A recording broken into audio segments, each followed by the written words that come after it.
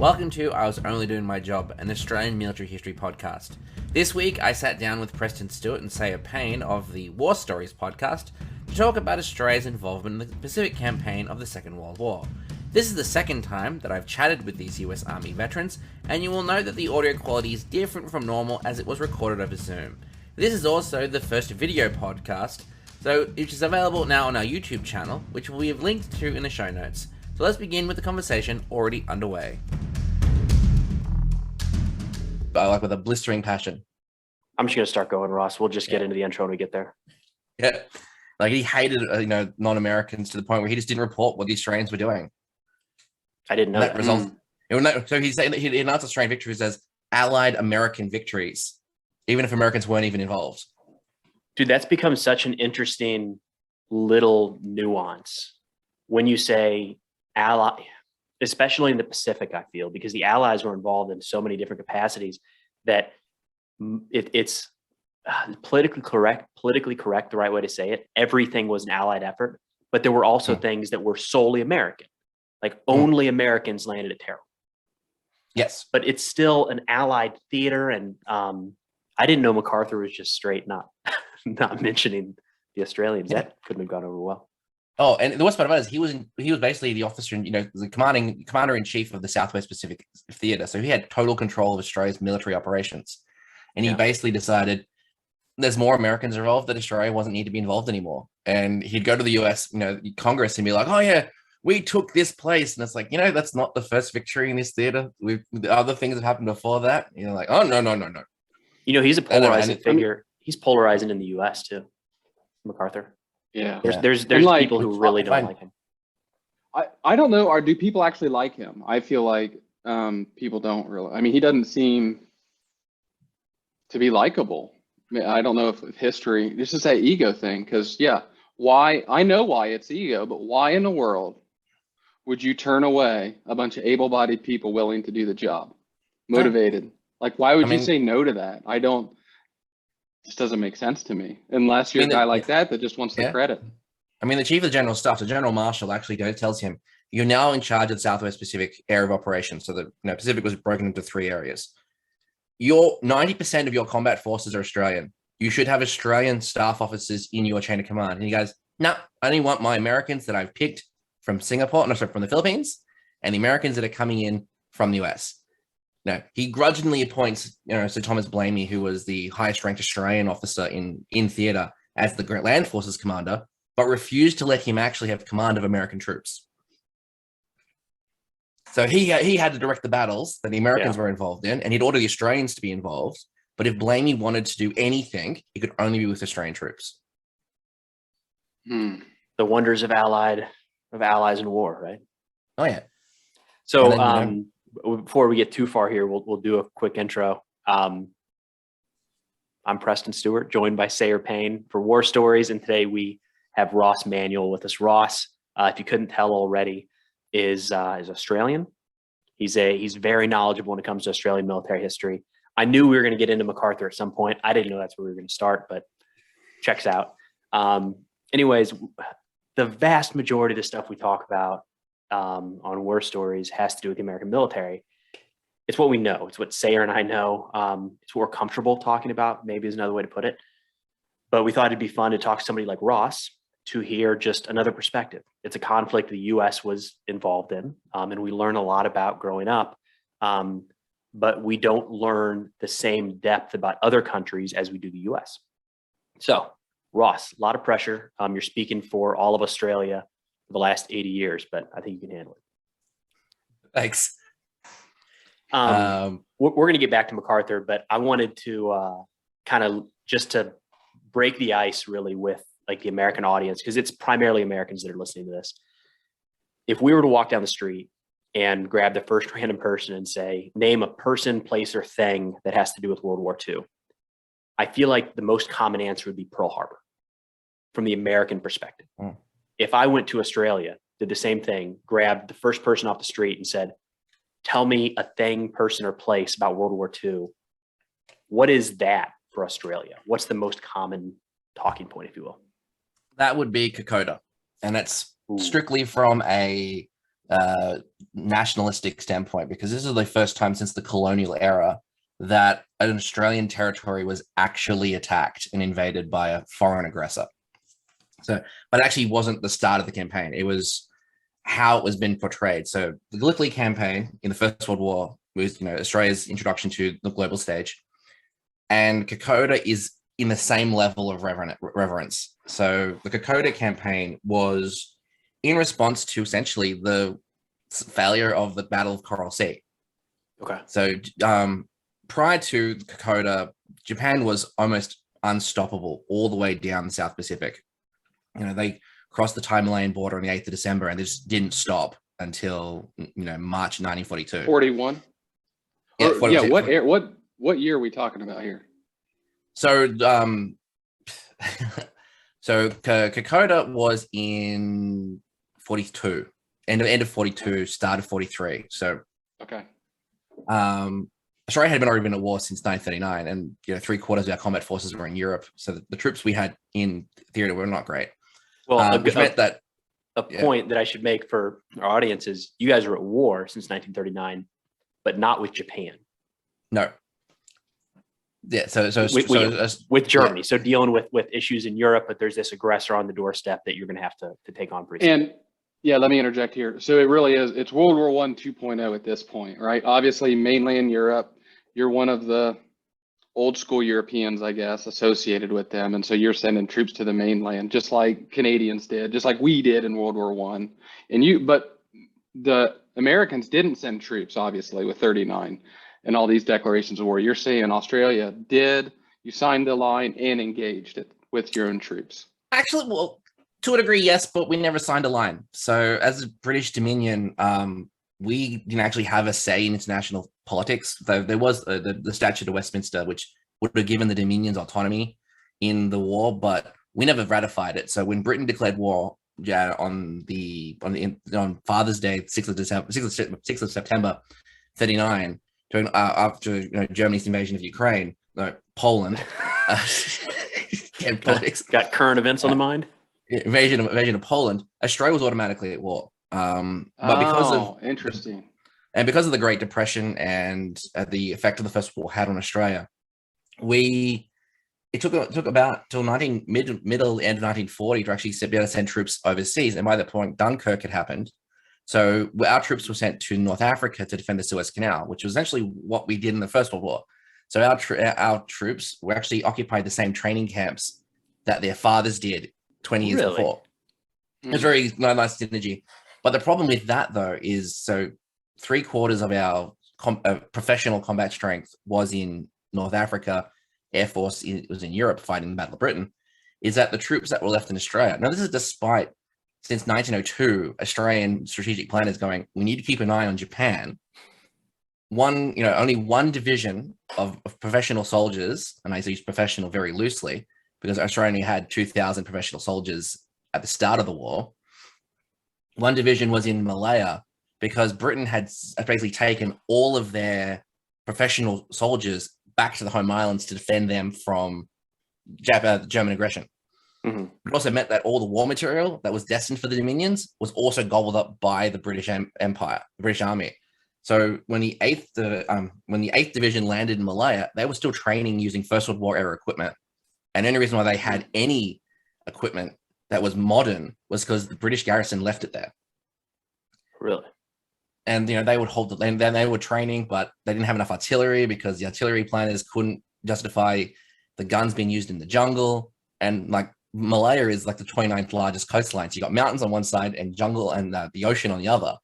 So they would go, okay, we'll fight in the plains. We'll only fight in the plains, which is great, except for the fact that Japan had been, for the better part of the last 20 years, been perfecting all other forms of combat. They weren't afraid of the jungle, whereas the Dominion troops were.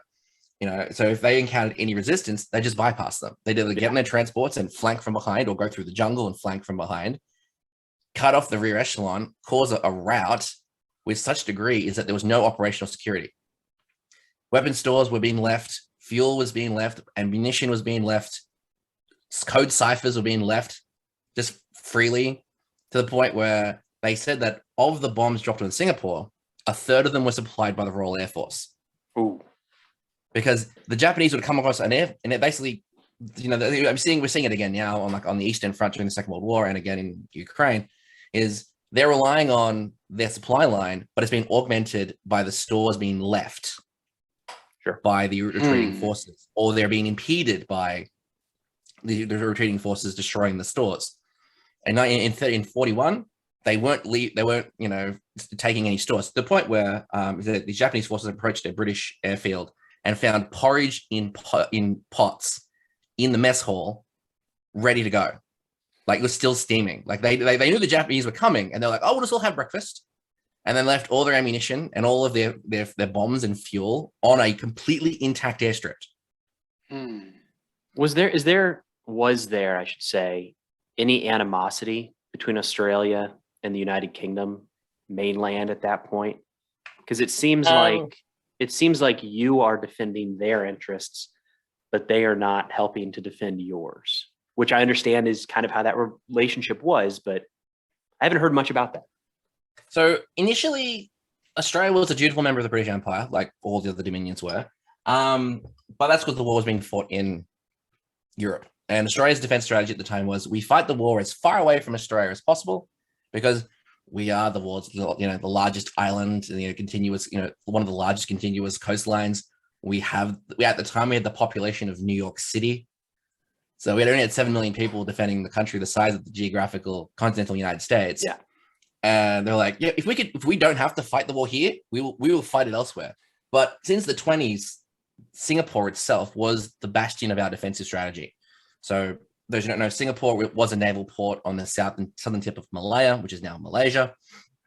And the whole strategy intended upon is, because its strategic importance, with all the trade routes going through that area, is that any aggressor wanting to take the Southern Islands in the South Pacific, and what is now Indonesia and things like that, would have to go past Singapore, and they have to deal with Singapore first.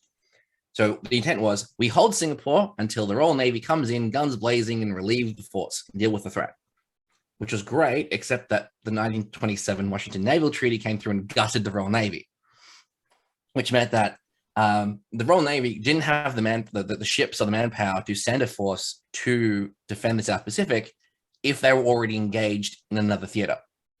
And the response was, the garrison had to hold for 8 weeks, which was the transit time from London and from England to Singapore. By the time of the 8th of December, that was already down to, the Royal Navy said, "We're not coming." But General Percival, who was the commanding officer at the time, was like, "We're going to hold the port because the Royal Navy's coming," despite him knowing that they weren't. And this caused a lot of problems with John Curtin, who was the Prime Minister of Australia, where he went to England. It's like, "I want my troops home. Bring back the 7th and 6th and 7th and 9th divisions. I want the Royal Navy, the Royal Australian Navy back in Australian ports. I want the Royal Australian Air Force back from Europe." And Churchill's like, "We can send them to Burma." And it wasn't until Roosevelt came in and goes, "No, because if Australia is defending the South Pacific, we can focus on North Africa and Europe." And that's the only reason why Churchill even acquiesced to allow the Australian troops to return. In response, one Australian division stayed in North Africa, but the rest came back mid-1942. It's crazy the amount of side dealings like that to where things played out. I was wondering where we were going to get to Australia actually being able to bring their troops home, and I didn't know that. But what a cool little piece of FDR giving Churchill what he wants. Fine, we'll focus on Europe first, but these boys got to go home. Yes, it fits perfectly into that Europe first strategy, doesn't it? Well, but how does that? I got to ask how that feels as an Australian when, you have a prime minister that says these are all the sons and husbands of Australians, and some guy from England won't let you get them back to defend your own area. And then you have to wait for permission from an American president. How does that feel as an Australian? Or was it, patriotism and the war for God and country? What was the sentiment like back then? Obviously we weren't around back then, but it just sounds odd to me, at least in where we are today with how things go. So in the First World War, everyone was for God, country, defense of the realm. We're only 2 generations removed from England. Because of the fact that 1 in 4 Australians were involved in the First World War and 1 in 10 died, we were no longer really so jingoistic about defending king country in the realm. It was, we're a dutiful global member of the British Empire and we'll do our bit. But there is a whole generation, my stepfather's of that generation, where the overwhelming belief was that we were abandoned by Britain, to the point where, I mean, in 41, December 41, Curtin goes to makes the statement, goes, "We look to America without any of the pangs of regret of our historical connection of bondsmanship to England." They basically realized that our survival was purely dependent on reinforcements and supplies coming from the United States. But we also knew very quickly that if those supply lines were threatened, we were on our own. Like, Britain and America had already basically decided that if Australia and New Zealand were no longer strategically viable, they weren't going to try and deal with us until they were done with Europe. And most Australian military officers knew this, which is why we try to hold the line as long as possible. But that, is one of those problems is Japan knew from the onset that they were never going to take Australia. The Imperial Japanese Navy had victory fever, and they were like, "Oh, we've been so successful so far. These great British, European empires are collapsing before us. We could take Australia." And the Imperial Japanese Army was just like, "With what? We've got to hold all of our Chinese holdings. We've got to have armies on the Soviet border to stop them from attacking. We got, all this territory we already captured. How are we going to take Australia?" So their strategy from like March of 42 was not so much occupy Australia, but basically strangle Australia by controlling all of the sea approaches, taking all the islands, taking the Solomons, taking what is now Indonesia, take, Hawaii and Midway, and all, to basically force the American convoys where they would be spending more resources to get to Australia than they would actually be transporting to Australia. And that would force America to go, "I don't think we can sustain this. You may as well go for conditions, and we'll come get you when we're done with Germany." Ross, you mentioned that Japan knew they couldn't take Australia. That sounds like a realistic view, but I've heard so many, like there was a plan, I should say, for Japan to take Hawaii.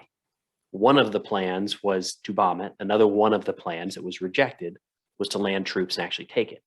I have a feeling at some point, someplace, sometime, there was an actual plan to take Australia. It just became unrealistic. Is that accurate? I don't know. Yeah, that is pretty accurate. So the Imperial Japanese Navy General Staff got really surprised by the rapidity of their advance, and they're like, "Oh yeah, we could go all the way to Australia." And they're like, "Yeah." It got as far as like their equivalent to the Joint Chiefs, and the Army's like, "We don't have the manpower to do this." So that's when they switched their strategy to, "We can occupy these islands relatively easily. Australia is a manpower poor, resource rich country. We can starve them. We can force them to all those natural resources that we want. We can force Australia to give them to us without ever actually landing troops in Australia."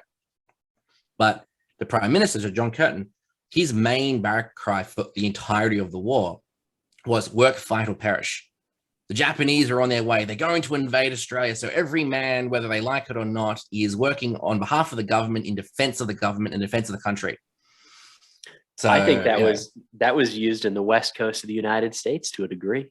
Be careful, the Japanese could be here. They could be on our doorstep. And, comparatively, that wasn't realistic at all. You guys were, what was the largest Japanese base to Australia? Would it have been? It was Rabaul. Yeah. So Rabaul was a British territory, it was technically Australian administered, but it was a British territory. And we focused a lot of what was left of our troops on defending it and the strategic air bases around Indonesia, including sending would be considered now a commando unit to invade neutral Portuguese Timor. We was neutral in the war, so technically we did violate the neutrality of another country to do this.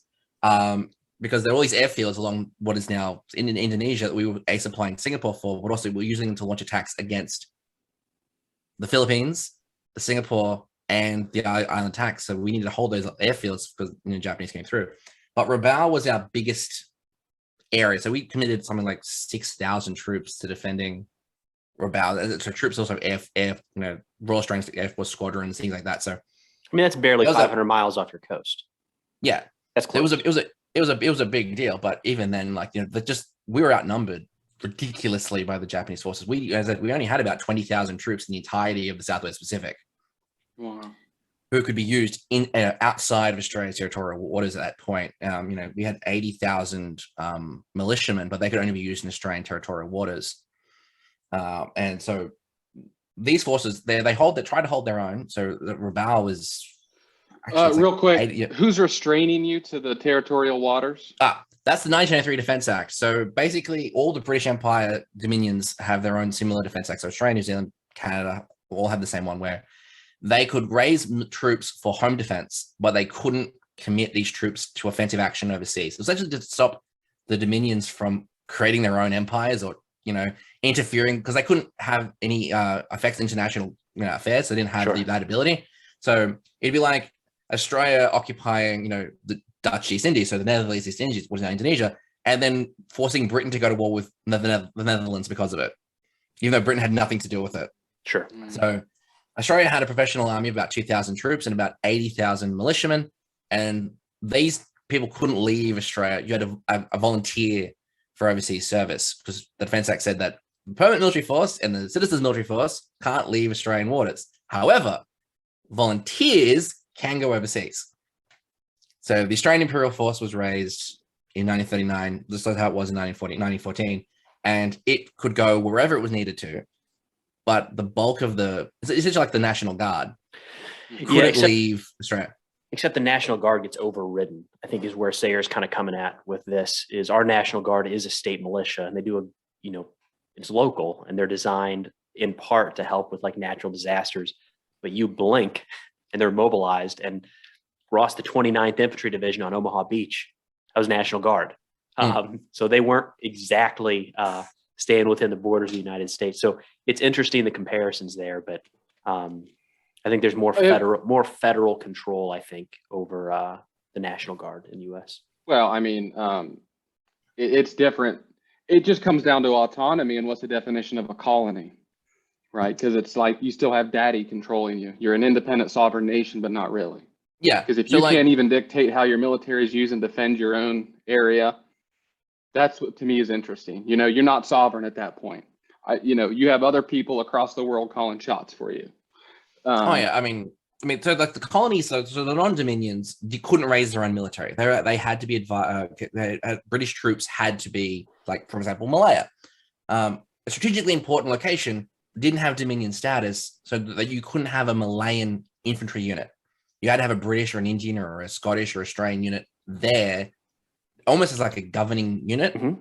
And while Australia could send our troops anywhere within Australia or our territories, we couldn't take them any further until 1943. So Curtin realized, because the war tempo had changed to the point where we only had about 121,000 volunteer soldiers, but 232 militia conscripts. Those 232 conscripts couldn't go beyond Papua New Guinea and Australia. So he said, no, we're changing the act. They can go as far as the equator. So basically, which is where Australia's sphere of influence in the theater, Southwest Pacific area ended. Okay. But that's in 43. But the Defense of Rabaul is actually the 80th anniversary it's coming up. I think it's like this week sometime. Prior to that point, though, one of the first operations. So by this point, America is still holding on to the Philippines. Britain has lost Singapore. So by Valentine's Day, 1942, Singapore has fallen. One quarter of Australia's combat forces gone in an instant. They become prisoners of war. So 17, put the number here. Where is that? Come back up the exact number because I wish sure. 14,972 Australians become prisoners of war, which equivalents to 23,000 Americans who came when the Philippines fell.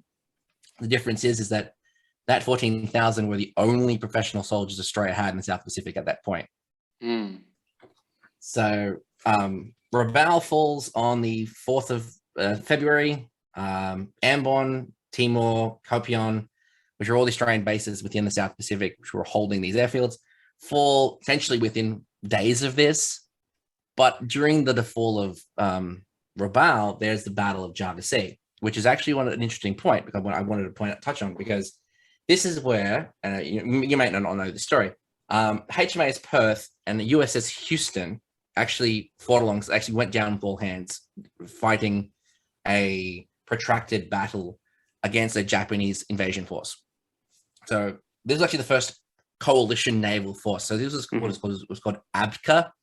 So the Anglo-American Dutch Australian Commonwealth Force or something like that. It was easy to remember. It's some weird, like thing. And it was all of the empires in the area realizing they didn't have any localized support from their home countries. We're all relying on each other right now, so we'll do what we can. Whoever was the highest ranked officer was the one who was in charge. But basically what happened was Perth and Houston were the only survivors of essentially an 8-ship flotilla of British, Dutch, Australian, and American warships that were basically holding the line from the Japanese advance. They'd go out, they would attack, they'd come back, refuel, go back out. On the 28th of February, so yesterday, my time, they were actually traveling through the Sunda Strait towards Java, which is the capital of Indonesia. It's now the capital of Indonesia. It was called Java back then. Basically what happened was that they were put into a port to refuel, rearm, and they were informed that there was a Japanese force coming at them. And they're like, we can't be caught in port. We've got to head out. So these ships were not fully fueled. They only had like a dozen rounds of ammunition between them. Very few training rounds, very few training rounds and things of that nature. And they were like, well, we have to slow this advance. So at 7 p.m., now American and Australian naval forces not trained in night fighting. We just weren't. It wasn't as important as the Japanese were. Essentially, what happened was, the Japanese destroyers and cruisers were spotted off the horizon, and the Houston and Perth steamed in to engage them, and both were sunk with almost all hands. They did basically. It was a Pyrrhic. Actually, it wasn't a Pyrrhic. It was very much a sacrificial attack to slow the advance, because it was enough to force the Japanese to withdraw. 6 of their warships had been damaged, mostly by their own torpedoes, but it was enough to slow the advance. Wait, what? Did you say they mostly were damaged by their own torpedoes? The downside of fighting at night when you're only relying on star shells and spotlights is the way that the Japanese warships, because they outnumbered the Perth and Houston, they were moving around each other to try and gain dominance, and they would launch their torpedoes, and then you lose track of the torpedo, and one of your own ships would ride into it. That is the downside. Downside, yeah. So unfortunately, is both ships were scuttled by torpedoes. Both captains went down with their ships. Of Australia, the Perth's company, 686 were killed, which only left about 147 who survived as prisoners of war, which like 80 actually survived the war. I think Houston lost like 165 of the Houston's crew survived. That the captain of the Houston was actually awarded the Medal of Honor for this act, and it's the start of the relationship with America. So Australia and America start looking at each other at this point. It's like, okay, we're now in this together. MacArthur realizes that our support isn't coming from Pearl Harbor like we thought it was, and because of that, they go to General Percival in Singapore and be like, "Hey, so you're in the same boat we are. Can we help each other out?" So once that happens, though, these forces, all the Australians who were in these islands in what is now Indonesia, almost all of them are murdered in mass executions. So the Australians hold the line so much where it frustrates them. So unlike taking them as prisoners of war, they're actually executed in mass. This is one of the war crimes problems with tribunals that comes out, is because they literally go through and something like 3,000 Australians in this whole area, of which 2,500 of them are approximately are bayoneted or shot. Was that upon capture by anybody? Like that was a standing order, just kill them as you go through, or is it more thought about and intentional, as in, hey, we're gonna, once they've seized the land, you get your POWs and you line them up and then sort of shoot them? It would seem more, judging by what the sources and the accounts have been, is that individuals who were wounded were just bayoneted on sight. But once these forces surrendered in groups, they were, herded together, tied to poles, tied to trees, and then just stabbed or shot. There was no real organization to it. A lot of people have you heard about? Well, it does. That actually makes me now think of a point I am aware of, and I don't know if this happened in this particular instance, but I do know that this was a Japanese procedure that they would do with the bayoneting. I know that, and because they did this to Americans in the Pacific, where what they would do with this pole and the bayonet that you're talking about, and I don't know if you're aware of this or not, but they would take a prisoner of war, they blindfold them, they put them up against, tie them to a pole, and they put a red target over the heart and vitals, and it's to not stab there. And what they do is they take kind of their squeamish ones, the conscripted. Not everybody's bloodthirsty, not everybody wants to be there, but they're there regardless, and you got to make them a killer. And so they would take some of these kids, they're all kids, right? Young conscripts, they all are on all sides. And the squeamish ones, and they would make them go first. So your sadistic guy, you don't care, he's fine. We know that he's going to chop heads off and ruthless. But they would essentially, the vital area is don't stab there. And so stick them, and so they scream. And, they want the live prisoner as long as they can, because they're running them through all, because then number 2 goes, and then number 3 goes, number 4 goes, just essentially bayoneting a live person who can't do anything about it. And that did happen.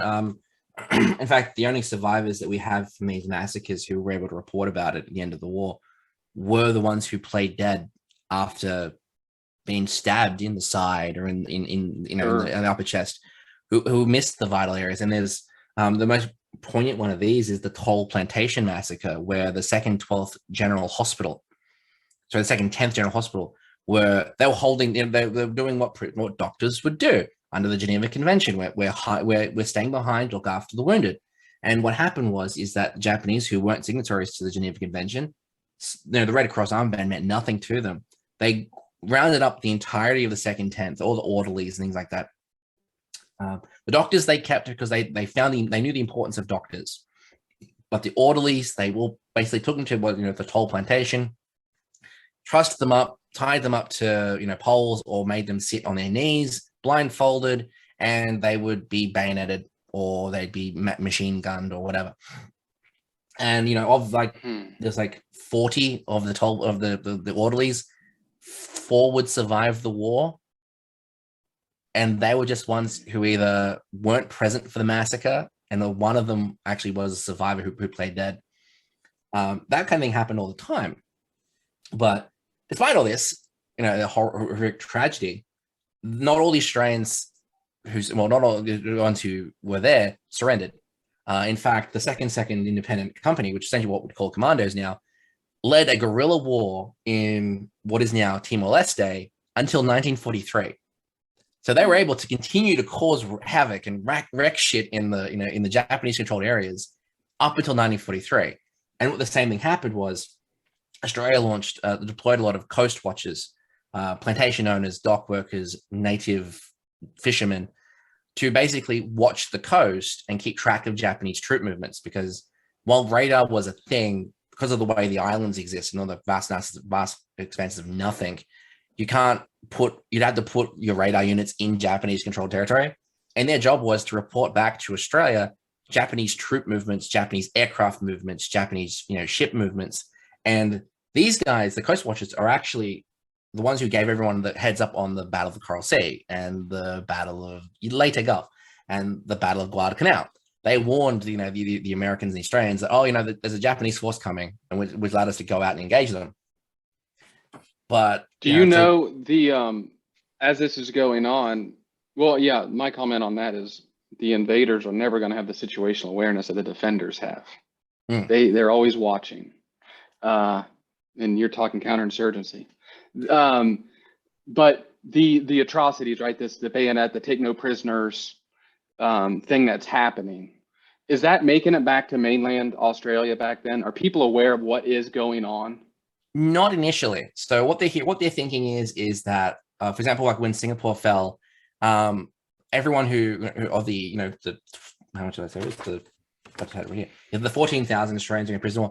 They didn't know, Australia didn't know what happened to them. They'd contact the Red Cross, and the Red Cross would contact Japan, and Japan would be like, yeah, what of it? Like, you're on the opinion of like, well, we haven't heard from them, so we hope they're a prisoner of war.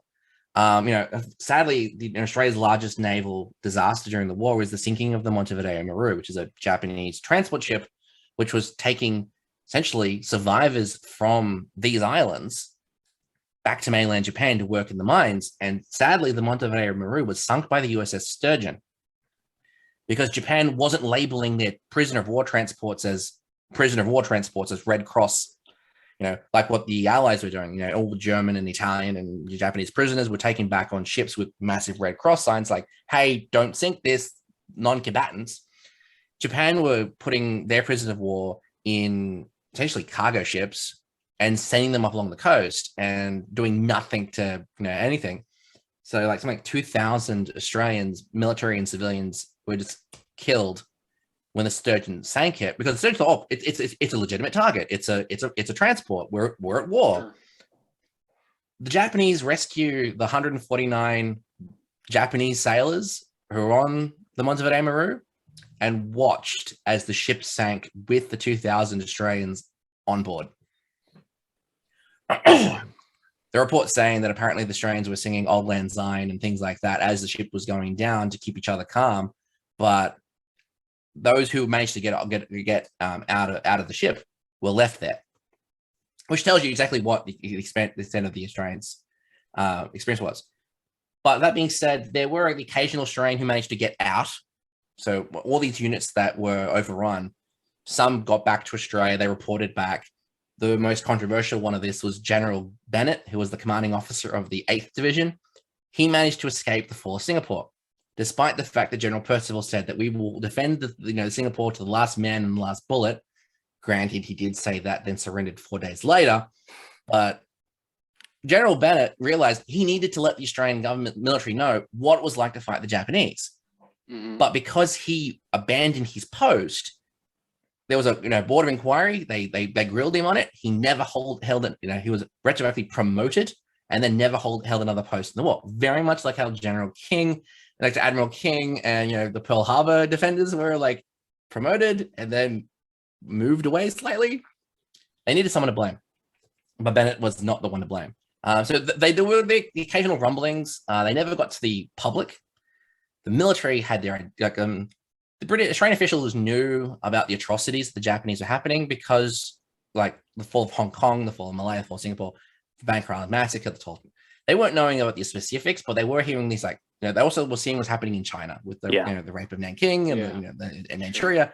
They're like, they're doing this to their own, again using terminology of the time, they're doing it to their own Asian cousins. What are they going to do to the white man?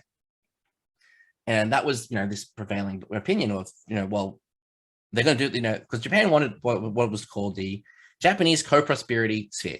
Japanese economic co-prosperity sphere. It was their cute name for empire building. And they were brutal to anyone who collaborated with their colonial overlords. They were brutal to the European landowners, things like that. We heard about that. But when Java fell, the 12th of March, 42, that was when things went weird. We had the whole period of, like, essentially till midway through 42. That's it. Because on the 19th of February, 242 carrier-based aircraft and land-based aircraft from all the air bases that they had captured in Indonesia bombed Darwin. And more bombs were dropped on Darwin than were dropped on Pearl Harbor. And Darwin in itself, I mean, I do feel sorry. I do apologize to people who might listen to base who live in Darwin. Darwin's strategic importance is that it is an airfield and a deep water port on the northern coast of Australia, which is great to launch, to deploy troops into Indonesia and Papua New Guinea. Its strategic value elsewhere is negligible. It's too far away from Darwin to any other major city to use it as an airfield to attack other Australian territories, Australian cities. And it's too far away from any other built-up population area to land troops there to use as a staging ground, beachhead for an attack. Japan knew this. It's 2,000 miles across land to Sydney. Yeah. 2,000 miles. And it's not like 2,000 miles across the continental United States where it's all sweeping plains and valley things. It's desert. It is nothing but it's actually is the Badlands. Nothing for 2,000 miles from Darwin to the nearest population center, and you have to bring your own water. You have to bring your own food. The local indigenous fauna will kill you. There's not enough raw materials to make to build shelters. You have to bring everything with you, and all you're doing is there are fortress locations around the coast of Australia who can bomb you, and the indigenous population will not collaborate with you and things of this. So Darwin, totally hypothetical, well into that realm. Is that the kind of march across Central Australia that would destroy an army? Like if Japan landed, it's that kind of, they get to Sydney with like 16 people and surrender kind of thing? Pretty much. So your strategic importance of Darwin is that it's where your aggressor is coming from. So if you deny Darwin's use in the war, it's more strategically important that way than actually to occupy it. Because all the Australian troops or the American troops and all the Dutch and British aircraft that are attacking your holdings in the South Pacific are coming from Darwin or from Townsville. But essentially, they continually bomb Darwin. It becomes one of the most bombed cities in the world during the Second World War. And the reason for that is because this is the entryway into Indonesia from Australia. And it's one of those things, and the only reason why Japan stopped bombing it is because we forced their airfields too far back in 1943. So from February until April 1943, Darwin is bombed almost daily by the Japanese because Australia and America are building Darwin up. They're building airfields, they're reinforcing the port there, they're building barracks, they're building supply depots, training centers, all these things. It's creating a fortress town. For the simple purpose, Ross, was that the main hub? Whenever I hear, so when you hear about an American operation in the Pacific, they might say refueled in Australia or staged in Australia. Are they usually talking about Darwin? Is that pretty okay? So the American headquarters was in Brisbane. You might occasionally hear them refer to Townsville, which was actually Australia's only fortress city. But Darwin, if you're attacking from the South Pacific North, or Fremantle in West Australia, if you're attacking into the Indian Ocean, because Darwin is a massive deep water port. It's the economic hub of the north of Australia. Is all the cargo ships come in from Darwin and things like that. So it becomes one of the most fortified places in Australia, but it's still strategically far away where Australians are hearing about the attack on Darwin, which is again leading to the fears of Australia is going to be invaded by Japan. What also happens is, in order to cover for the Battle of Midway, is Sydney Harbour is attacked. So 3 Japanese midget submarines actually come into Sydney Harbour and raid the harbour. The problem is they're using, and I'm going to butcher this, 3 Kaiohatachi class midget submarines, which are coastal raiding submarines. They've crew of 2, but they're ridiculously, for their size, they're ridiculously, when you think of midget submarine, you're not thinking something that is 3 times the size of a torpedo. Did you say they got into the Sydney Harbour?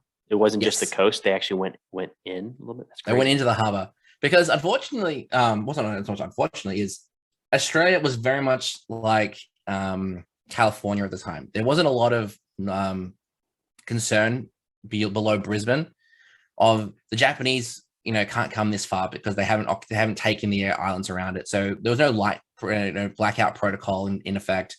The Manly ferry was still running, which is how the Japanese subs got in. They followed the ferry through the subnets into the harbor. Luna Park, Luna Park was like a big a theme park, was still running with all the lights from the amusements, like Coney Island kind of a thing. And they flew over. They had a float plane flew over Sydney Harbour, completely unopposed. They're like, okay, yep, there's American battleships, things in Sydney Harbour. We'll go in, we'll sink them, and we'll cause havoc. A lot of people have tried to justify why the attack happened. Things like, they want to attack Sydney Harbour, render it useless as a port. Others were, it was just a terror raid to cause fear amongst the population. In reality, it was just to distract from the Midway attack to make American planners think that an attack was coming in the South Pacific, like maybe New Caledonia or New Zealand, or a seaborne landing of a part of Australia. In reality, it was just to justify the existence of the midget submarine. It had an abysmal service history. One of them was present during the raid on the attack on Pearl Harbor. That was the sub that was sunk. Yeah, within hours of the of the attack. That was a midget submarine.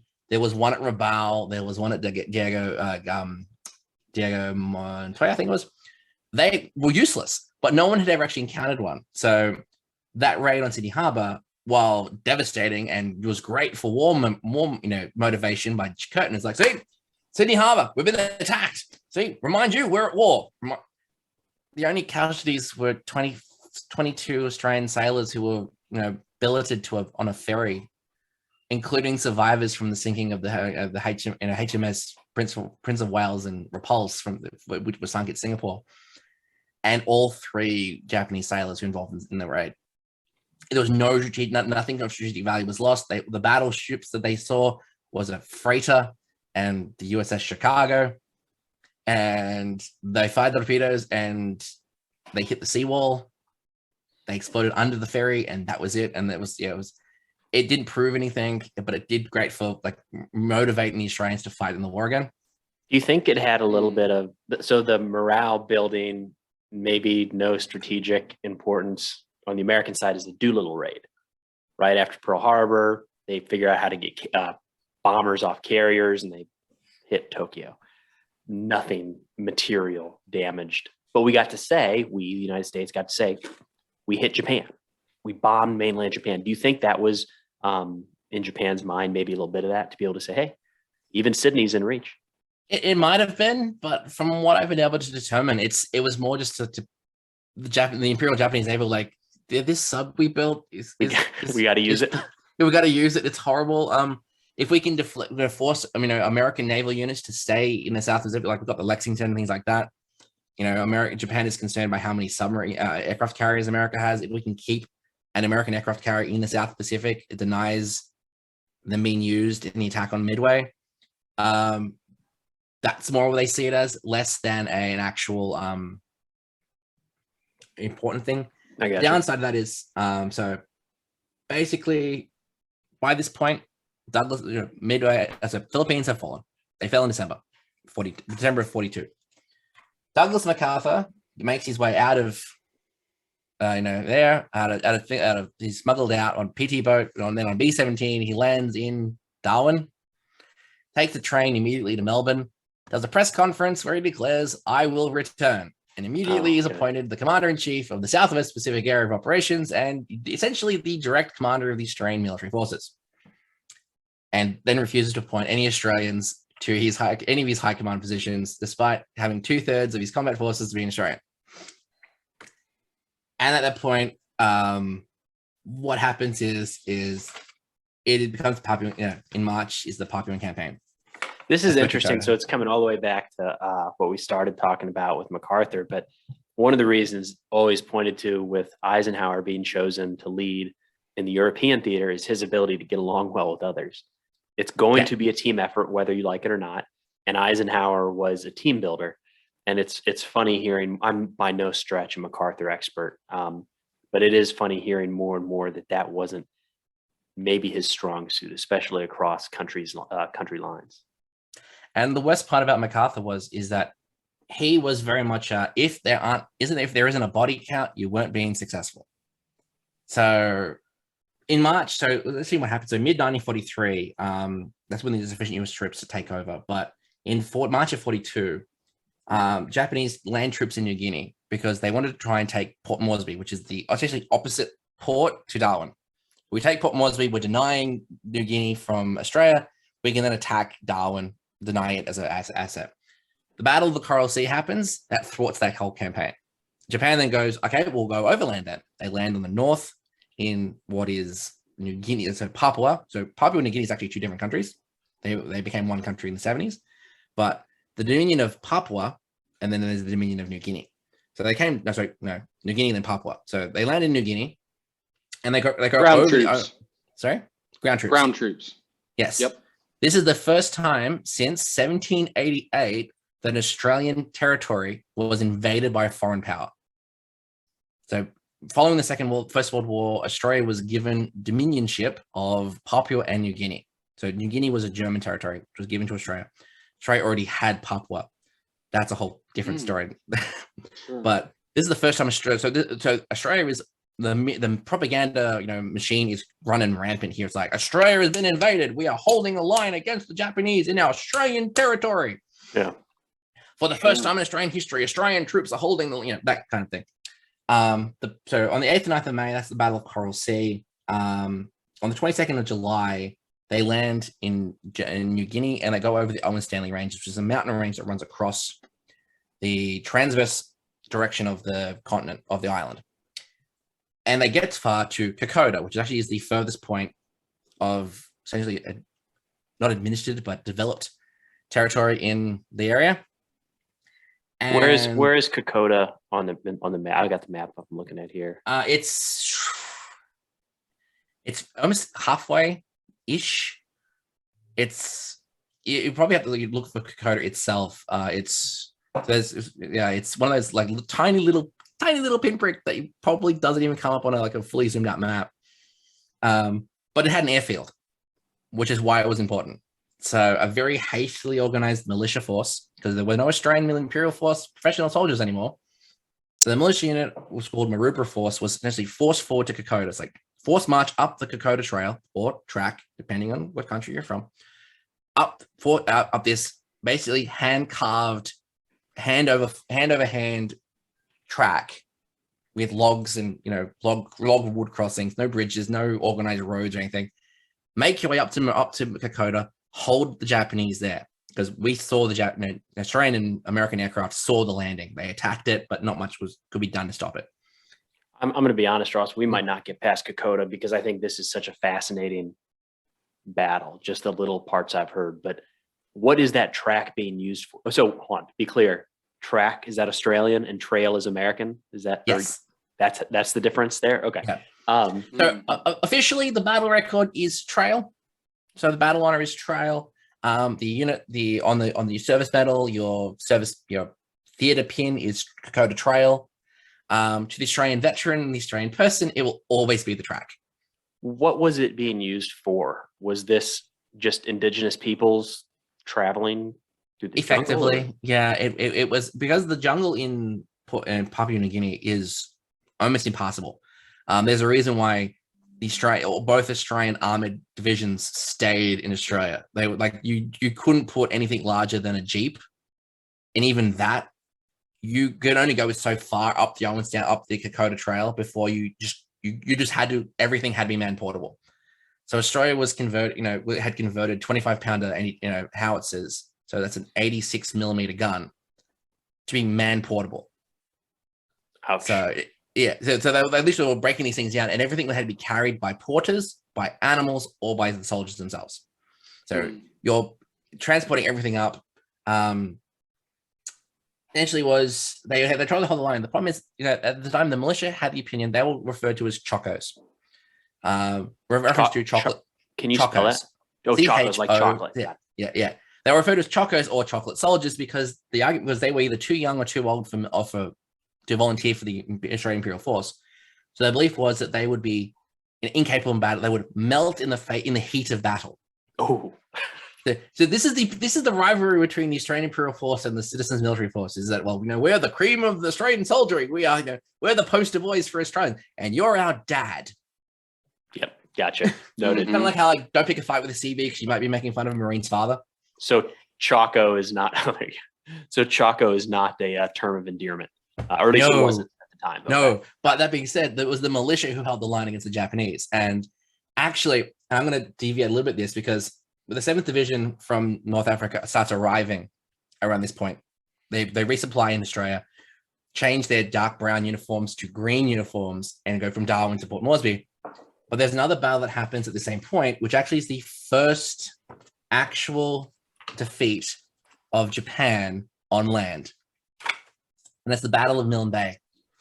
The one that I actually think people should be more aware of than the actual than Kokoda, but because of Kokoda being, the Herculean effort of holding the line from the Japanese, the Battle of Milne Bay was to take airfields to the southeast of Port Moresby, which were being used to support the Kokoda landings, Kokoda operation. And the Battle of Milne Bay is the first time where the Japanese were actually driven into the sea. I know some Marines repulsed the attack on Guam back in December of 41, but this was the first time when an actual full Japanese invasion force had to, with their tail between their legs, scamper back aboard the destroyers to get back, to leave. They it was something like 20, was it 2,500. It was some, we outnumbered the Japanese, but these were all militiamen. They were these were the poorly trained, poorly equipped, grandfathers and, 16-year-old boys, basically held the line on these airfields and destroyed this Japanese invasion force. They destroyed the transports. They destroyed the barges. They forced, they basically forced them back. And there's these famous lines outside the airfield number 3, which says, "This is the furthest of the Jap advance. And here lies 8,500 dead Jap Marines." So it wasn't like the Japanese army. These were elite Japanese Marines. But again, I know we're talking militias and elite Japanese forces, and they're tough and violent and undefeated at this point, but I still think the lesson is never discount the defenders of their land against an invader. I mean, we're seeing it. It seems like the stuff going on in Ukraine, a lot of it's militia based. It's not, and it'll continue that as the convention. I'm sure flags will lower and flags will raise, but if the militia and the people stay fighting, it's just tough to defend against. And that's why I was asking about that propaganda. Not the propaganda, but just the news of the actual events of what's going on with the prisoners. And like you said, hey, the attack on Sydney, that's all going to fuel the motivation and that fighting spirit. But, the actual Battle of Milne Bay is touted. It is massive propaganda victory for the Allies. And they put it out. It's like, we've captured Milne Bay. So all throughout the British Empire, the British territory of Australia.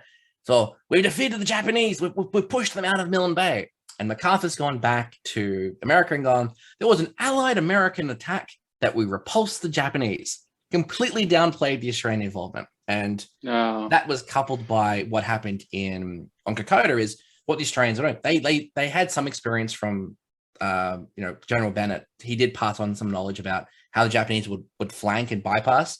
Is that on Kokoda, if the Australian units were afraid that were close to being flanked, they would withdraw. They wouldn't hold and be overrun. They would say, "Oh no, the Japanese attack is withering. They're appearing to. We can see them flanking. Okay, we'll pull back." And then they would pull back to a more defensive location. And then Japanese come through and they would do it again.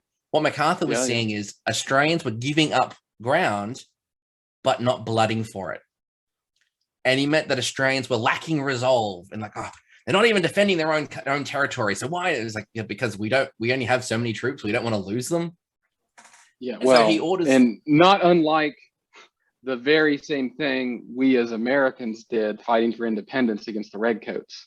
Yeah. Where, they've got the structure and the rules and the rank and file. And again, when you're the defender, you pick and choose the battles. Well, exactly. Not always, but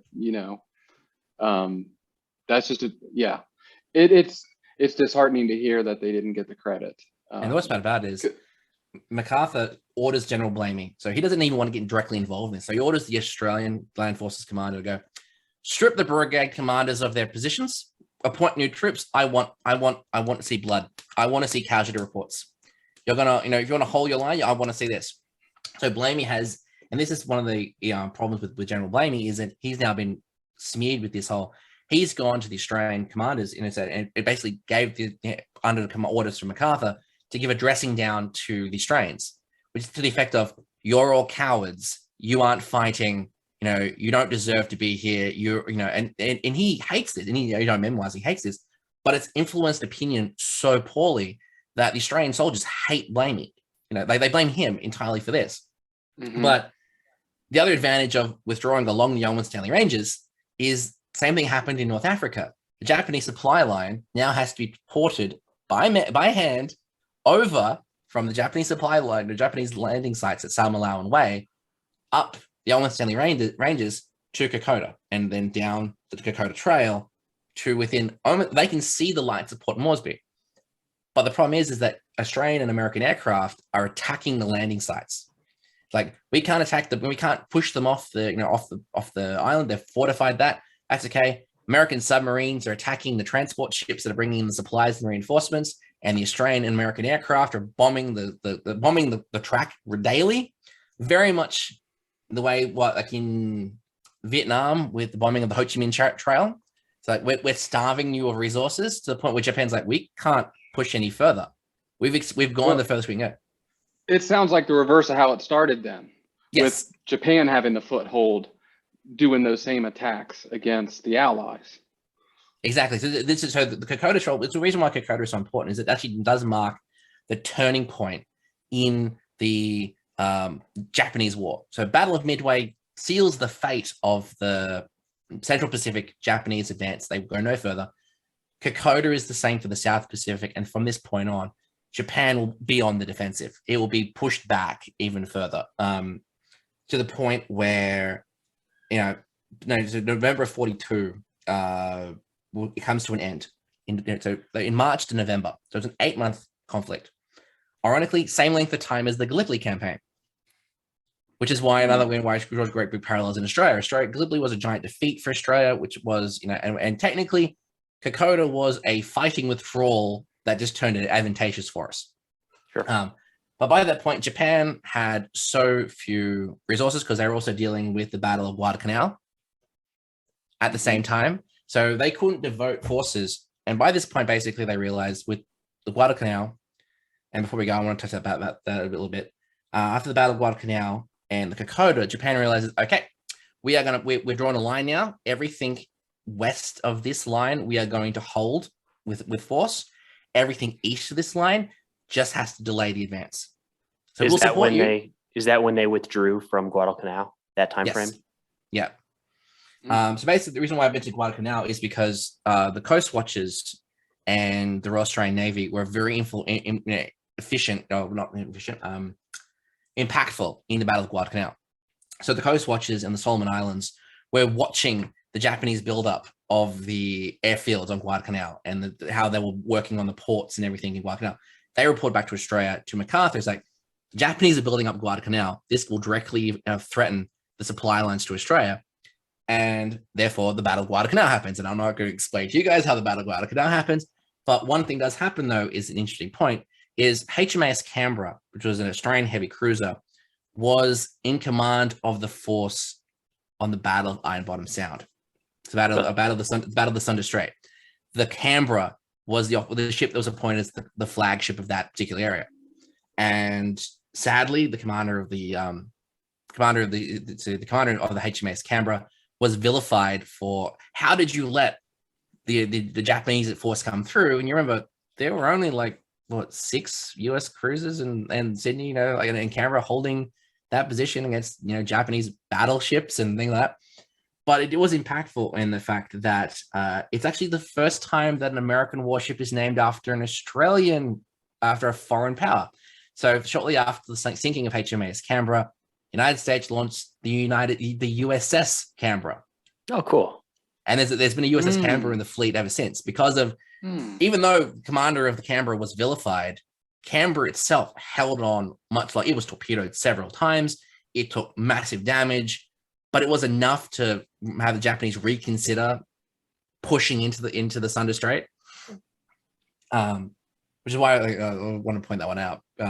But all these factors factor into pushing the Japanese back. They draw that line and they start withdrawing their main garrison forces beyond, leaving token states to hold the line and usually harass. Which brings us to 1943, which is where essentially everything changes. Australia's involvement in the war actually starts to diminish by this point, because the administrative tempo of the war outpaces our ability to actually sustain it. Same thing happened in the First World War. When 1/7 of your population is directly involved in the war effort, you don't have a lot of men left to support it. And as we are a resource rich, manpower poor country. We're producing iron ore and food and grain and munitions, but we don't have enough men to actually build those things. But so basically, after Kokoda is taken, the next point is the Salmalau Way ATAP campaign, which is the taking of German New Guinea. Australian forces are pushed through. Now, these are simultaneous attacks. So this isn't a coordinated coalition force. This is an American offensive and an Australian offensive with identical objectives. So there's no like joint command of the operation. Is like the Australians will go this way, the Americans will go this way, and we'll meet at Salmalau. Wait, This probably goes to MacArthur not playing ball with other people. Exactly. you mean like their objectives were exactly the same, as in if it was an airfield, both forces were tasked with taking the airfield? Yeah. Oh, that's So not, Australia, like, that not doesn't coordinated. Go well. That doesn't go well. No. So basically, the objective was the American and Australian forces were ordered to capture Salmalau and Lae, but the Australians would go along the coast, and the Americans would go inland. And whoever got there first took them. Ended up being Australia took both. They captured Salmalau on the 11th of September and Lae on the 15th. But as you are both members of the 101st, Hey, I want to touch on this one because this is in 1943. Okay, 1943. How long? Have either of you done parachute training? both of us. How long Yep. did it take you to do parachute training? Well, it takes 3 weeks, but realistically, 3 they could weeks. probably knock that out in 2 days. Yeah, Did it? Okay. Yeah, a couple days. And you're an artilleryman. I am. Yeah. Okay. So the 503rd Parachute Infantry Regiment was tasked to take the airfield of Nasdaq, which would reinforce the attack on Salmalau. So this is after the Sicily air drops, Mhm. but before Normandy. Sure. So the 503rd Parachute Infantry Regiment is to secure the operation, but there is no artillery available. So what happens is that the second Field Artillery Regiment is patted on the shoulder and goes, "You have 10 days. Select 32 men and 2 guns. You're jumping out of airplanes." All right. Only I need to caveat that. It takes 2 days to learn how to fall out of an airplane as an individual. The process of rigging howitzers and ammunition and getting an airborne artillery unit onto the ground, that's no joke. 10 days is short. And just linking up on the ground and doing all that stuff after the fact is its own animal, not just In falling fact, out of the airplane. So the gunners, they do one jump into Nasdaq. They don't jump prior to that, so they don't learn how to don't jump with their guns until they jump at Nasdaq. All So right, what happens there we go. is that these 225 pounders and the 32 gunners, they jump in support of the 503rd. Basically, what you'd expect happens: the gunners jump out first. The guns are pushed behind them. Again, these are pack howitzers, so they're designed to be broken up into components, put back together again. Takes 3 days to rebuild one of the guns, and the other gun is put together within 3 hours. So one gun to support the whole operation. And unfortunately, the whole plan was to take this airfield, which hadn't been used in over a year, so it'd been overgrown. So some bright spark thought, let's use fire and let's burn all the grass off the airfield to allow the rest of the regiment to come in via aircraft and the rest of the 7th Division to come in and do it. Doing so destroys a lot of the stores that got lost in the tall grass. So all of the extra equipment and supplies and munitions that they hadn't found yet, Yep. if they found. To devastate facts. I did want to point out that one because it's like you're both the 101st and Preston, you're a gunner, so I thought you'd appreciate that one. God. In the end, Make it up as you go. Oh yeah, That's the way But- it is. that did, however, lead to long-reaching implications for Normandy and for Market Garden, of the implication of dedicated airborne capable artillery units, and also not pushing your guns out after the gunners and things like that. But these guys, so they literally they had 10 days of training. Well, Or you're blowing up your own ammo and stuff. That's another lesson learned. Don't do that. Yeah, like don't use fire to clear an airfield. Like that, just don't do that. Learn as you go. Oh yeah, but because they didn't have 10 days to prepare. It was proposed, and then they were told within 10 days. Mhm. So these guys were like, we need volunteers. Okay, yeah, cool. You're jumping out of planes. What? I Most like of these it. guys hadn't even seen a plane before. That's and World they War were told II, to- though. This is Wait, World War what's- II, though. That is World War It's- II, and again, desperation. That again, we as Americans. I mean, we had Pearl Harbor, of course, but what we're talking about here is we as Americans cannot relate to. With, Oh, yes. I mean, we did have. They came at the. They didn't even come at the front door necessarily, right? It was like the way back door that's attached, sort of, to the house, but it's really not. Whereas here, I mean, it is. They are right at the coast. I mean, they're almost looking at you, and they're coming for you. And you know what happens when they capture you. And so basically, NASDAP is a success. They use this airfield to bring in reinforcements and supplies, which allows you to capture Selma Laon Way. The problem is that this point now is that in 43, at this point, the American troops are inexperienced and the Australian troops are exhausted. But MacArthur wants continual, he wants continual advances. He wants to see blood. He wants to see stacks of Japanese men on the wall. But by this point, as I said before, the advances hadn't outpaced Australia's ability to support it. So the Australian government, with the recommendation of MacArthur, decides that Australia's going to scale back its involvement in the war. It's, unlike the America and Britain, where we're just needing to raise as many divisions as we can, they capped the Australian military army at 6 divisions, which is the same amount that the US Marine Corps was during the war. As point of comparison, America had 61 army divisions in the Pacific, so Australia had 6. The Royal Australian Air Force was capped at 53 squadrons. Though at this point, we were the 4th largest air force in the world. Most of it was in England fighting the bomber offensive. But when you say at this point, does that mean because another one was the German Air Force above and got knocked down? Yes.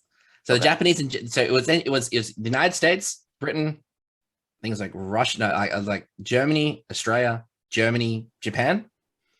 And then when the war ended, we were like the 4th, again, like we were like the 4th largest air force behind United States, Britain, and Russia. Interesting. And then it was like Australia. And which is impressive considering, again, population of 7 million, 4th largest air force. Right. And the Navy was basically strict to that you can't have any more warships aside from what you've already got. And the whole intent of this was basically Australia would adopt more of a supporting stance in the war. We would resupply, we would build munitions, we would build transports, we would send that to continue the advance to a lesser degree. And then suddenly some men would free up production for industries supporting the war effort, which is great, except for the fact that, again, MacArthur didn't want to use the Australians to begin with. So once the 1943 Defence Act amendment allowed the militia to be sent wherever, the same with the Australian Imperial Force, the war had shifted to the east, to the northwestern Pacific campaign. So this is what is essentially now Indonesia, the Dutch East Indies, Morotai, Philippines. MacArthur has decided that the Royal Australian Air Force, the Royal Australian Navy will continue to support the United States' advance towards Philippines because he's freaking rage boner for recapturing that. And the Australian Army was going to do nothing. So basically, all bar 2 of the Australian divisions were recalled to Australia to resupply and recruit. And while the Australian government offered No. 1 Corps to assist in the landings at Leyte Gulf and assist the landings of the Northwest Pacific, MacArthur goes, no, I'm good. There are now enough Americans in this theater where we can take the leading effort of the war, which has caused a lot of problems up to this point because the overriding opinion of Americans in Australia is that they were here to save Australia, and they single-handedly did, completely ignoring the whole fact that Australia had been fighting the war since 1939 and were the only advances in that, from 41 to 43 were done by Australian troops, with the exception of Guadalcanal. It meant that the Australians were inactive. They lacked the resolve that the Americans did. They were, granted, Australian discipline wasn't great. We tend to call our officers by their first names. We didn't salute people when we weren't in battle. But they considered the Americans to be all glitz and glamour, but no substance, and the classic oversexed, overpaid, and over here. Problem is, there are over a million Americans in Australia at this time, and they look at that, and they are known for caressing Australian women, which at the time was considered incredibly offensive in Australia due to the mentality at the time. So caressing is public acts of affection. Yeah, it doesn't sound good. Holding Doesn't sound hands, good. Okay. Yeah, holding hands and kissing on the cheek and things like that. You didn't do that in Australia at the time. Australia also had very strict alcohol. You could only drink. Bars would be open for an hour at a time. And conservative society. I didn't know that. It was a very conservative society at the time. I'm just curious about that. Is that a religion thing, or why is that? It just came down to the culture. Australia was, it's a very, all our goods have to be imported. So a lot of our supplies, austerity was still very much a thing in Australia. During the Great Depression, Australia, because we exported grain and iron ore and things like that, which were all heavily tariffed during the Great Depression, Australia's economy was practically non-existent during, in the build up to the war. So a lot of Australians still had that mentality of, we don't waste things frivolously. We don't, the pubs are only open for, 2 hours at a day on an afternoon, and everything's closed on Sunday because we all go to church. Where on reverse is the American, PXs sold beer all the time, and they had better rations, and they had chocolate, and they had nylons, and they had perfumes, and they had all this stuff. And while Australia was incredibly accommodating, like, we had at the start of every movie, every theater, we played the American national anthem. We were putting in American sporting scores in the newspapers. We were selling hot dogs on the street and things like that. Like, we changed our culture so much to be accommodating to the Americans. And then the American soldiers were just like, yeah, the Australians suck. Like, Australian soldiers are pathetic. They don't know how to fight. And that caused a problem. Namely, the Battle of Brisbane, which was a 2-day riot between Australian and American soldiers, resulted in Australian Gunner Webster being murdered by an American MP. Essentially, what happened it all came down to a cultural shift. Like, Australian MPs weren't, or the Provo Corps weren't a thing you wanted to do, because Australians didn't like telling other Australians what to do. They didn't want to be the guy to be like, no, behave. That was antithesis to Australian culture at the time. Whereas the MPs were seen as thugs. The military police were seen as thugs. And Shore Patrol, it didn't matter what was written on your armband. If you were in an American uniform, you were seen by most of the Australian military as a thug, because you had a bully club and you were armed. Whereas the Australian Australian provos, they weren't armed. They're usually big burly guys too. So what happened is that an American soldier, he left the PX. He was drunk. He started trying to accost an Australian woman. A bunch of Australian soldiers saw this and took issue with it, and they chased him off to the American PX in Brisbane. And as they were going through, a crowd started approaching. Ended up being like a couple of thousand Australians surrounded the PX, demanding they wanted him. It's like, this guy, he's molested one of our women. We want him. Yeah. We want him to face trial. And the MPs rock up with their billy clubs and their revolvers and their rifles and stuff. And they start a brawl. The PX is destroyed. They get completely destroyed. The Australian police, like the regular police and the Provo rock up, and they're like, no, we want him. No, bring him up. Bring him to us. We're not gonna stop the Australians from getting involved in this, because they want him, and just hand him over, and that's it. Sadly, one of the MPs has a Thompson, and an Australian gunner goes up to him and goes, no, don't point that at people. You're going to cause problems. So he grabs the barrel of the rifle, and he tries to push it out of the way. He's shot in the gut and killed. This is a big problem in the fact that the new media don't report that an Australian has been killed, but everyone in Brisbane knows an Australian has been killed. The reason why they do this is they don't want the Japanese to hear there's dissension amongst the Australian and Americans. So what happened so this gunner he's murdered, and the Americans, they basically they withdraw back to their camps. The Australians come back again, and they're like, no, we still want the guy who molested our woman, our Sheila. We want him. We want him to face trial for what he's done. And now they also we want the MP who killed our gunner. We want him too. And basically what happens is that the Australian Provo Corps managed to gain control, and the local police gain control of the situation, and it kind of tapers out. But this ended up happening is, so Private Grant was the MP who killed the Gunner Webster, and he was acquitted in terms of self-defense. And the only record of this in there was, it matches the chief sentence, and I read it directly from the thing, is No cabling or broadcasting of details of tonight's Brisbane servicemen's riot. Background is for censors only. 1 Australian killed, 6 wounded.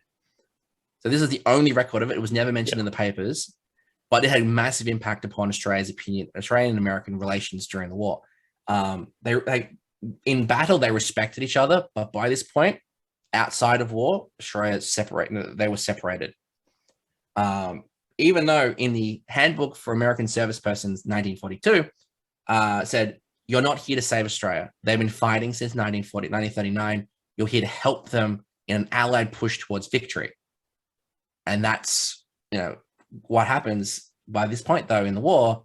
America's now taking the lead, and Australia's now taking a back seat, which has caused Well, that's an interesting thing, too, because I understand any person, any country, there's pride associated with that of we are capable.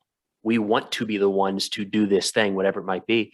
But at the end of the day, that decision for however it was made, there's Australians alive today because they didn't continue the fight through some of the places that the Americans, now larger and a little bit of combat experience, took it. Right? It's to a degree, and what it means is like the Australian government and Australian people are very politically offended that the Australians weren't no longer being in the forefront of the events. Yeah. So General Blamey says, okay, we'll deal with the Southeast Pacific. We'll go and we'll take these isolated pockets of Australians. I mentioned on a TikTok video that you did about this, that, all the island hopping campaign, all those isolated Japanese forces, we're going to go and we're going to deal with them instead. And this also came out as during the attacks in the Northwest Pacific, the Australian Air Force mutinied against the American commanders because they weren't being given any objectives. So you're on flank support. Okay, but there's no aircraft here. You're on flank support. You're going to fly out, make sure there's no Japanese aircraft. It's there's no where would they be coming from? Yeah. Where are they coming from? So the Maritime Mutiny was the entirety of the Australian Air Force basically refused to fly any further. And these weren't raw recruits. These were combat veterans from North Africa, including 6 of our aces said, we're if not going to be used, send us home. But the problem is that Blamey's decision to use these mopping up tactics resulted in about 4,500 Australians who probably didn't need to die because the Japanese weren't going to be involved. Those islands were left for a reason. Yeah. But what did happen, and this is basically was not Australia from 1944, end of 43 up until 1945. So Australia's involvement in the war was mopping up operations in these islands. While they are largely criticized now and highly controversial, what they did do is they liberated a lot of prisoner of war camps. And that's when the first inklings of what the horror, it's like the Americans, the Russians coming onto the concentration camps in Europe. They didn't have to go there, but when they went there, they saw and that. So what the Australians, the same thing happened. They went to Rabaul. They liberated Rabaul. They went to Sandakan, which was the site of the worst death camp in the South Pacific. The only worst was Bataan. 1,700 Australians were prisoner of war at Sandakan.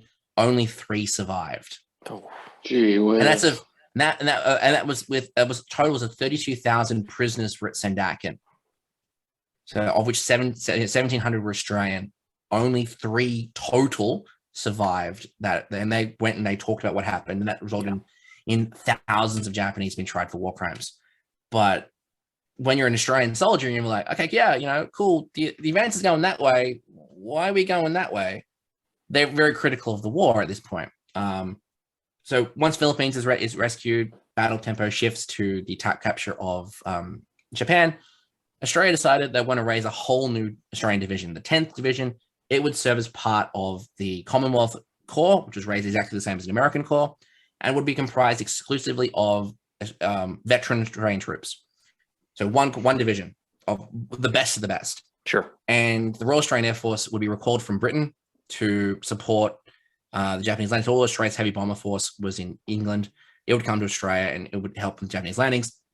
Obviously, by the point that unit was actually being recalled back to Australia, Hiroshima and Nagasaki happened and resulted in the Japanese surrender, which meant that what was left of the Australian forces were on occupation duty amongst the South Pacific. Australia had administrative control of essentially every European colonial holding, from basically from Indonesia downwards, because they needed the Dutch and the British colonial officers to get to reorganize following the war in Europe to take over.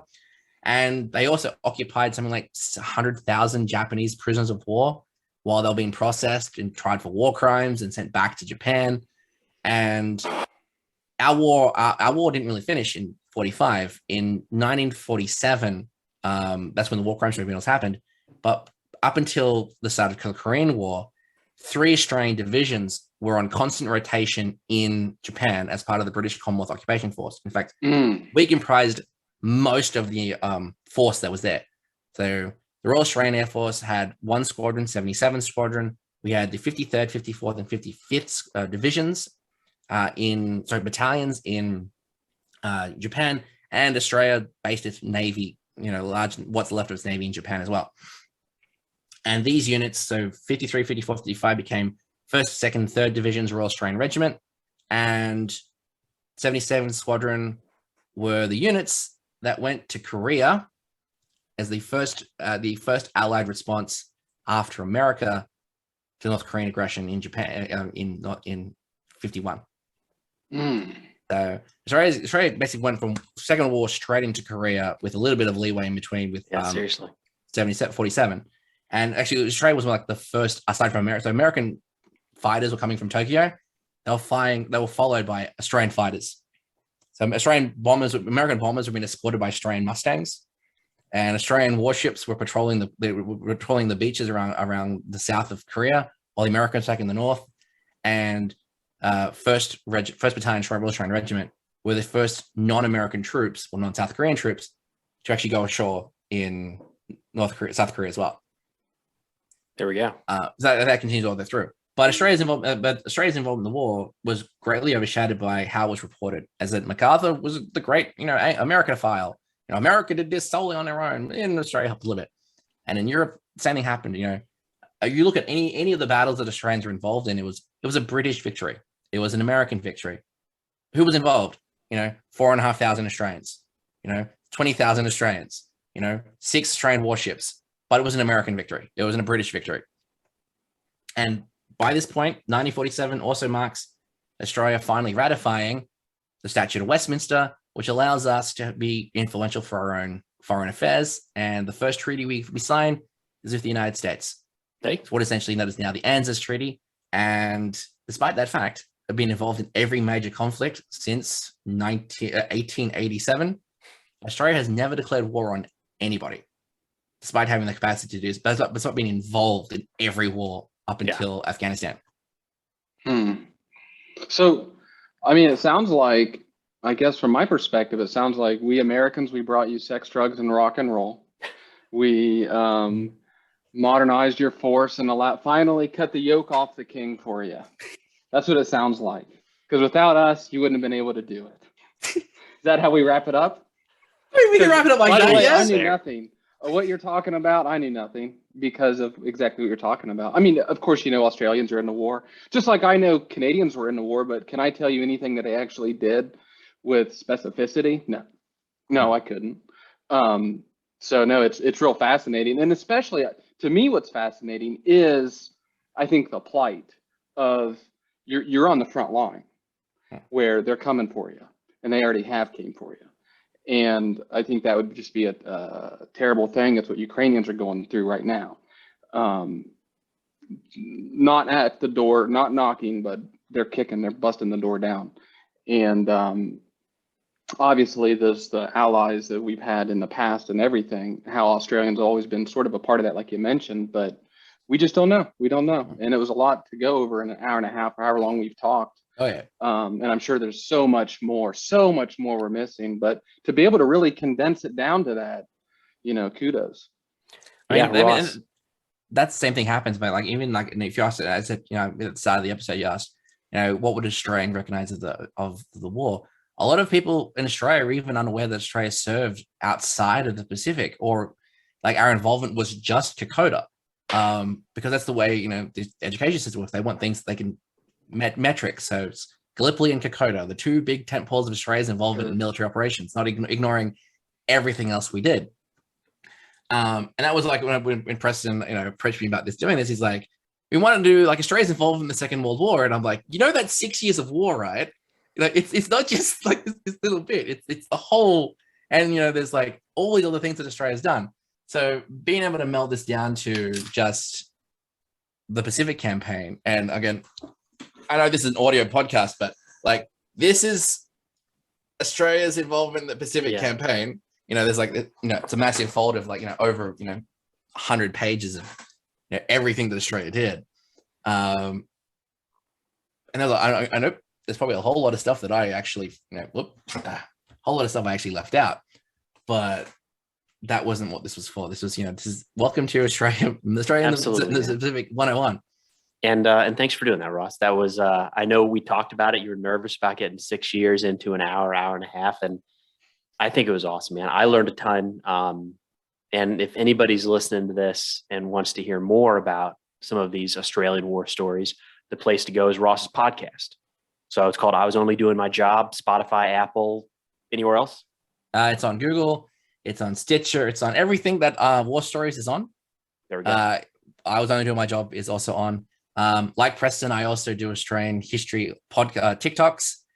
You can find me at Doc Winters, and everywhere. It's on everything, and I share a lot of information. So, and you usually find me in Preston's comments. It's like, well, Australia also like this is also what happened here, and this is what happened here. Well, it's a great title for your podcast. It is. I know. I just have to say that I really like that. It came from it came from like the original whole title was "I'm Not a Hero, I Was Only Doing My Job," but you can't. That's too long for a title. But it's one of those things you ever ask a veteran, he was like, "What did you do in the war? What did you do?" And it's like, I was only doing my job. I wasn't there to and the people I'm talking about though are men and women who did extraordinary things. But you ever actually ask them what they did? I mean, the first three that I did, Vivian Bullwinkle, Leslie Bull Allen, and John Hines. You ever ask them what they did? They didn't. They either deflected or they just outright said, "No, the hero was the one who died. I was the lucky one who came home." And that was pretty much what it was. It was like, what did these people, you see like these, Hacksaw Ridge, like Dale die, like what else did he do? Like what else did I'm blanking at the moment. What else did this Medal of Honor recipient? What else did he do during the war? This guy, who single-handedly held the line. What was the war like after that point? And that's what the podcast has been about. Has been, someone invents like the drip rifle. Responsible for saving thousands of Australian lives on Gallipoli. But what else did the guy do? Sure. And then you ask him, say, "Oh, I was just doing my job."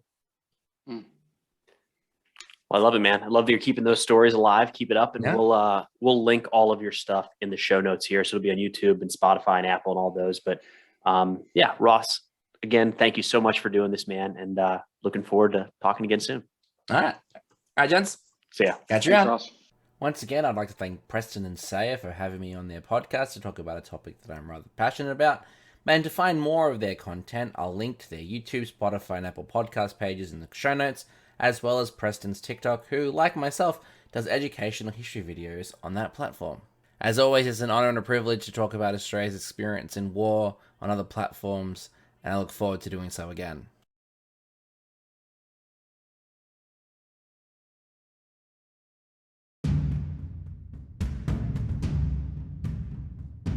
Thanks for listening to the I Was Only Doing My Job podcast, a Doc Network production. This episode was written, produced, and audio engineered by me, Ross Manuel, with additional research done by Laurie Favell. I'd really appreciate it, and it would help out the show if you took some time to share this with a friend, or leave a review on Spotify, or Google Podcasts, or iTunes, or anywhere that you listen to podcasts, as it really helps other people find the show. If you want to know more about today's episode, with photos, show notes, and transcripts, head to www.thedocnetwork.net and follow the show on IWODMJ on Instagram, Twitter, and Facebook. Don't worry, there's a link in the show notes. If you want to follow me for history-related hijinks and other nerdery, you can follow me on practically everything at Doc Winters. Once again, thanks for listening and catch you next time. Bye!